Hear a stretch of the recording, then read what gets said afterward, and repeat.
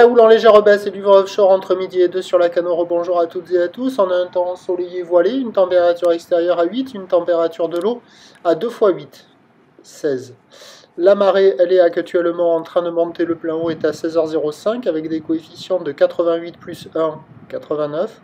Et sur cette marée qui monte, le vent est toujours offshore avec un secteur est-sud-est, il est faible à modéré, il y a un beau fort établi, des rafales à 2, le plan d'eau est ridé, les phases de vagues sont lisses là où il est propre. Elle est propre. Elle est propre et longue avec 11 secondes de période. Elle est orientée nord-ouest à ouest-nord-ouest. Elle est en très légère baisse sur la bouée du Cap Ferret à 80 cm en moyenne. Et ça donne en termes de taille de vague là actuellement à la Cano, il y a 50-70 cm en déferlement régulier, 80 cm sur la majorité des séries, un poil plus rare que ce matin.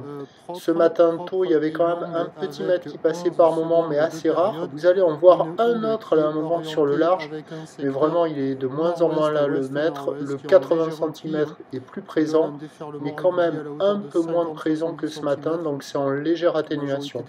Avec la marée qui monte, les vagues s'améliorent sur la majorité des bancs de sable. Il y a d'autres bancs où ça devient déjà un petit peu mou, c'est moins bon. Mais bon, ce sont des petites conditions avec une barre qui est facile à franchir, des vagues qui sont pas sélectives et qui sont praticables pour tout le monde, des vagues qui sur les plus grosses séries arrivent à hauteur de la taille du bassin.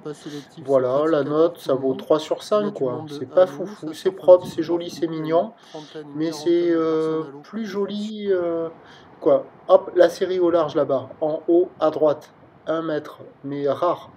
Et donc c'est plus joli à regarder qu'à surfer. Les conditions elles sont posées, elles sont propres, mais les bancs de sable sont pas incroyables. Donc on n'a pas des vagues folles partout. Mais il y a quand même de quoi glisser. Il y a une trentaine, une quarantaine de personnes à l'eau sur la Cano. Et il faut en profiter. Il y a des petites conditions propres.